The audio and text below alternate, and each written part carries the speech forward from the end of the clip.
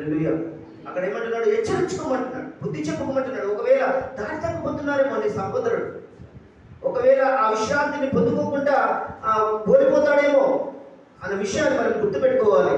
కనుక దేవుని యొక్క వాక్యం సెలవుపరిచిన సంగమా, క్రైస్తవుడు అట్టి విశ్రాంతిని పోగొట్టుకుంటే ఇంకా దానికంటే వ్యర్థమైనది ఏది కూడా. ఎందుకంటే ఒక మంచి స్థానంలో దేవాదేవుడు నిన్ను ఉండాలని చూస్తూ ఉంటున్నాడు. నీకు సంపూర్ణమైన విశ్రాంతిని కలుగజేయాలని దేవుడు చూస్తూ ఉంటున్నాడు. కనుక ఆ విశ్రాంతిని కనుక నీవు కోల్పోతే ఇంకా దానికంటే ఇంకా వేరే చెప్పుకోదగ్గ మాట ఏం లేదు. సంగమా, దయచేసి అర్థం చేసుకోండి. మీరు దేవుని యొక్క సన్నిధికి వస్తూ ఉంటున్నారు, దేవుని యొక్క సన్నిధికి పోతూ ఉంటున్నారు. పొయ్యి వచ్చినంలా కాదు, కానీ దేవుని యొక్క వాక్యం సెలవుడుతున్నది.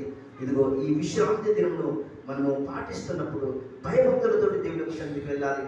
ఇదిగో తప్పిపోకుండా ఉండాలి అంటే ప్రతి ఆదివారమున ఇదిగో వాక్యం విన్న మనము వాక్యానుసారంగా జీవించడం మనం నేర్చుకునే వాక్యం ఉండాలి. హల్లెలూయా. ఏం చేస్తుంటున్నారు? వాక్యం విని విడిచిపెట్టేస్తూ ఉంటున్నారు. ఎందుకు వాళ్ళు తప్పిపోయినారు? కారణం ఏంటంటే భయం లేక, వాక్యమును హృదయంలో ఉంచుకొనక, వాక్యానుసారంగా జీవించకుండా వారు ఇదిగో ఈ లోకమును అనుసరించడం వలన, ఇదిగో లోకమును జయించలేకపోవడం వలన ఆయన ఇచ్చే నిత్య విశ్రాంతిలో చేరలేకపోతూ ఉంటారు.